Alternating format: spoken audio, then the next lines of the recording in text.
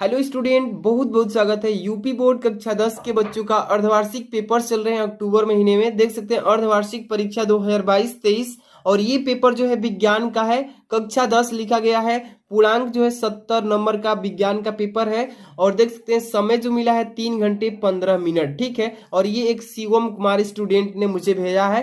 तो देख सकते हैं अगर आपका भी पेपर नहीं हुआ है अर्धवार्षिक का विज्ञान का तो इस पेपर को अवश्य लगा लीजिए। इसमें से सेम टू सेम क्वेश्चन ज्यादा से ज्यादा आपको देखने को मिलने वाला है। तो वीडियो काफी इंपॉर्टेंट है, वीडियो को तुरंत लाइक कर देना। चैनल पे नए हैं तो सब्सक्राइब करके बेल आइकन प्रेस कर लेना ताकि आपको डेली इंपॉर्टेंट ऐसे ही वीडियोस मिल सके। देख सकते हैं इसमें निर्देश दिया गया है। पहले नंबर लिखा है कि प्रारंभ की 15 मिनट परीक्षार्थियों को प्रश्न पत्र पढ़ने के लिए निर्धारित किया जाता है। ठीक है। दूसरा नंबर, खंड अ में 20 बहुविकल्पीय प्रश्न होंगे जिसके सही उत्तर विकल्प चुनकर अपनी उत्तर पुस्तिका में लिखना है। ठीक है। तीसरा नंबर, खंड ब में वर्णनात्मक प्रश्न होंगे यानी कि इसका परिभाषा लिखने के लिए कह रहा है। चौथा है, प्रत्येक खंड के 3 उपखंडों क, ख, अ तथा ग में विभाजित होता है। ठीक है, विभाजित है। इसके बाद 5 नंबर क्या बोला है इसमें देखिए, करे कि सभी प्रश्न अनिवार्य है यानी कि सभी प्रश्नों को करना है, एक भी छोड़ना नहीं है। प्रश्नों के अंक उनके सामने दिए गए हैं कि कौन सा प्रश्न कितने नंबर का है। 6 नंबर कह रहा है कि अपने उत्तर की पुष्टि के लिए स्वच्छ एवं नामांकित चित्र बनाइएगा तथा रासायनिक समीकरण भी लिखिएगा। यानी कि साफ साफ जहां पे चित्र बनाना है वहां चित्र बनाइए। अगर समीकरण देना है केमिकल रिएक्शंस तो उसको भी दीजिए। चलिए यहां से खंड अ स्टार्ट हो रहा है। देख सकते हैं खंड अ बहुविकल्पीय प्रश्न इसमें पूछे जाएंगे। नोट में दिया गया है कि निम्नलिखित प्रश्नों के उत्तर दिए गए निर्देशानुसार OMR शीट यानी कि आंसर शीट पर अंकित कीजिए। यानी कि गोला पारना है जो आपका आंसर शीट मिलेगा OMR वाला।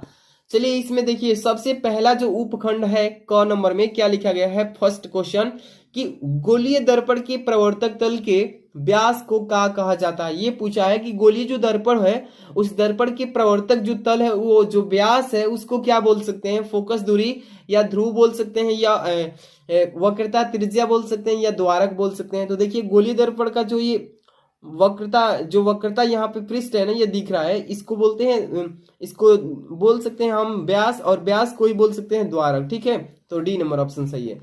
यहाँ पे लिखा गया है 2 नंबर की दो माध्यमों के सीमा पृष्ठ। देखिएगा ध्यान से कि दो माध्यमों के सीमा पृष्ठ पर एक प्रकाश की किरण लंबवत आपतित होती है तो अपवर्तन कोण बताइए। देखिए दो माध्यम लेना है, यहाँ पे एक ऊपर ले लीजिए वायु, एक नीचे वाटर ले लीजिए और इसके सीमा पृष्ठ पर एक लंबवत किरण भेजिएगा।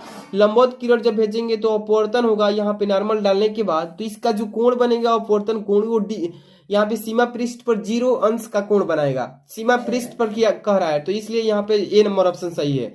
अगला क्वेश्चन देखिएगा 3rd नंबर की गोलीय दर्पण की वक्रता त्रिज्या तथा फोकस दूरी में संबंध क्या होता है। गोलीय दर्पण की वक्रता त्रिज्या को कैपिटल आर बोलते हैं। क्या बोलते हैं, त्रिज्या जो है गोलीय दर्पण की कैपिटल आर होती है और फोकस दूरी कैपिटल एफ होती है। तो यहाँ पे इसका दोनों का संबंध क्या होता है, इसका संबंध होता है F = R/2 होता है, R/2। तो यहाँ पे बी नंबर ऑप्शन सही है। ओके, नेक्स्ट अगला क्वेश्चन आपके सामने दिया है इसमें कि नेत्र लेंस होता है, अभिसारी होता है, अपसारी होता है, अभिसारी अपसारी दोनों होता है, इनमें से कोई नहीं।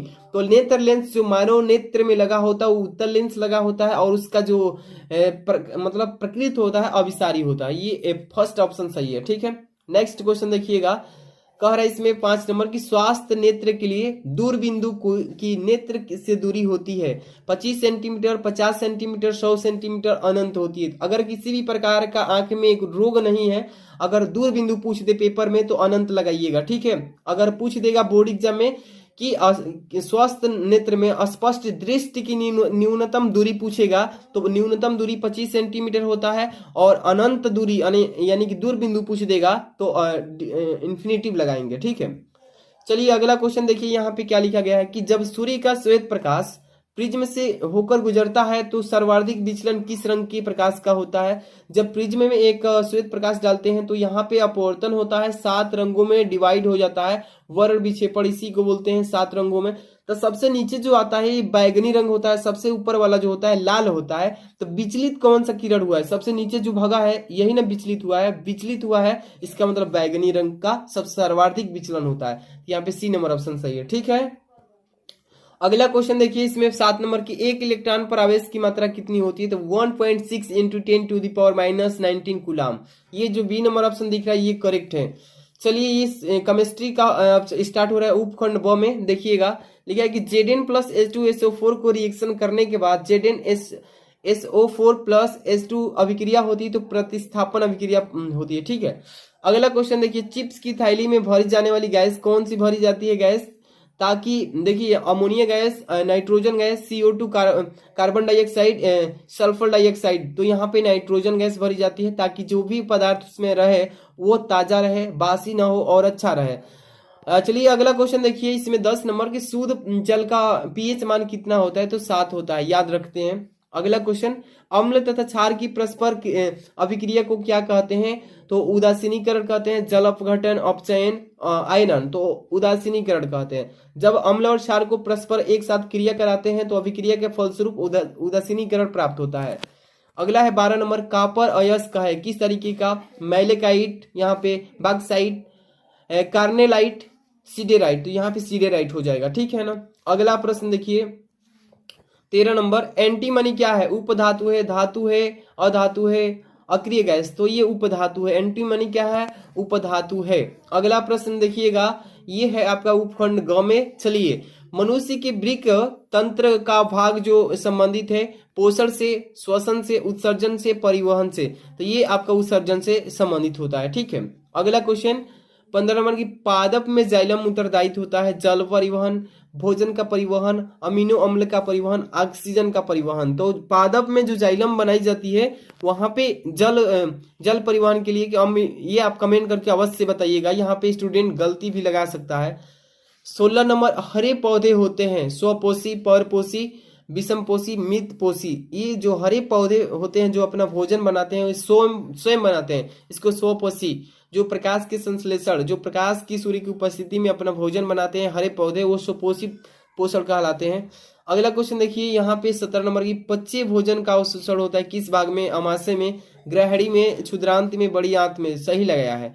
18 नंबर, ईस्ट में अलैंगिक जनन प्रायः होता है मुकुलन के द्वारा, विखंडन के द्वारा, विषाणु के द्वारा, रोपण के द्वारा, तो यहाँ पे मुकुलन के द्वारा। ठीक है। अगला क्वेश्चन देखिए 19 नंबर, पुरुष में शुक्राणु बनते हैं कहाँ पे, वृषण में, वृषण कोश में, शुक्राशय में, एपिडिप्थिरियम, यहाँ पे देखिए शुक्राशय में।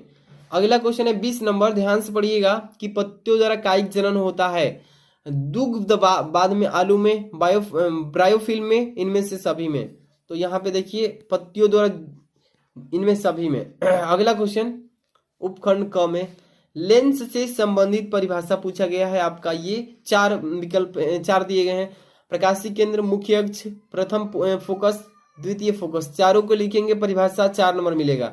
दूसरा है प्रकाश का प्रवर्तन किसे कहते हैं, चित्र बनाकर स्पष्ट तथा प्रकाश प्रवर्तन के नियम को भी लिखिए। तो प्रकाश का प्रवर्तन का फॉर्मूला आप जानते हैं। सबसे पहले एक हम यहाँ पे दर्पण ले लेते हैं, सबसे पहले एक दर्पण पे आपतित प्रकाश किरण भेजते हैं, यहाँ पे एक नॉर्मल डाल देते हैं, यहाँ पे टकराने के बाद ये उसी माध्यम में अधिकांश भाग वापस लौट जाती है। यहाँ पे आपतित किरण होती है, इसको अपवर्तित परावर्तित किरण बोलते हैं। तो ये फिगर हो गया।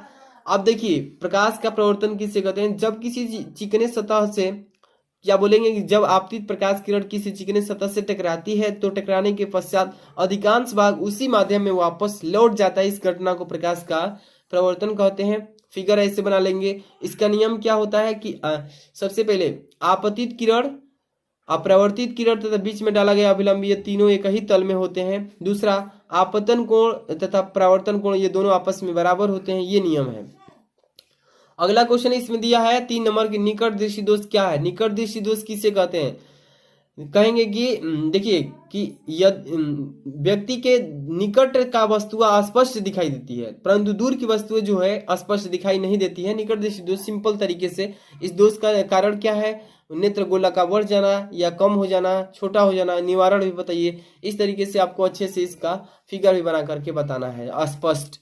यहाँ पे न्यूमेरिकल दिया है, 4 सेंटीमीटर लंबी वस्तु 15 सेंटीमीटर फोकस दूरी के अवतल दर्पण से 25 सेंटीमीटर दूर रखी है। दर्पण से कितनी दूरी पर किसी पर्दे को रखा जाए कि पर्दे पर स्पष्ट प्रतिबिंब बन सके, प्रतिबिंब की प्रकृति तथा लंबाई भी बताइएगा। ठीक है, 6 नंबर का क्वेश्चन न्यूमेरिकल है। यहाँ पे अथवा में भी क्वेश्चन पूछा गया है, निम्नलिखित परिभाषाएं बताइए। विद्युत धारा का परिभाषा पूछा है, विभवांतर का, प्रतिरोध किसे कहते हैं, वर्ण विक्षेपण किसे कहते हैं, जरा दृष्टि दोष किसे कहते हैं, अल्पतम विचलन कोण किसे कहते हैं। सभी को अच्छे से तैयार कर लेना। अगला खंड उपखंड ख है कि विकृत गंधिता तथा संक्षारण को उदाहरण देकर स्पष्ट कीजिए। 6 नंबर, प्लास्टर ऑफ पेरिस का रासायनिक नाम बनाने की विधि को उपयोग कीजिए। 7 नंबर, धातु के शोधन की विद्युत अपघटनी विधि का वर्णन कीजिए। 6 नंबर का ये क्वेश्चन है। अगर वो नहीं मालूम है तो अथवा में दिया है कि लवण किसे कहते हैं, ये कितने प्रकार के होते हैं, प्रत्येक को उदाहरण देकर समझाइए। ये रहा आपका केमिस्ट्री का क्वेश्चन। यहाँ पे देखिएगा उपखंड ग है, ये बायो का क्वेश्चन है। 8 नंबर, पोषण क्या है, हमें इसकी आवश्यकता क्यों होती है पोषण की, स्पष्ट कीजिए। 4 नंबर का क्वेश्चन है। 9 नंबर, प्रकाश संश्लेषण विक्रिया से आप क्या समझते हैं, रासायनिक समीकरण दीजिए तथा इसके महत्व को भी लिखिएगा। इस तरीके से पेपर में आया हुआ, ठीक है। 10 नंबर, आक्सी तथा अनाक्सी शोषण में 4 अंतर बताइए।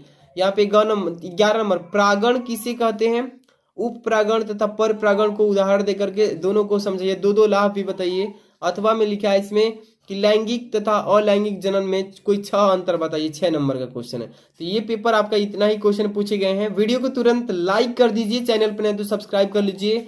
मिलते हैं नेक्स्ट वीडियो में। Thanks for watching.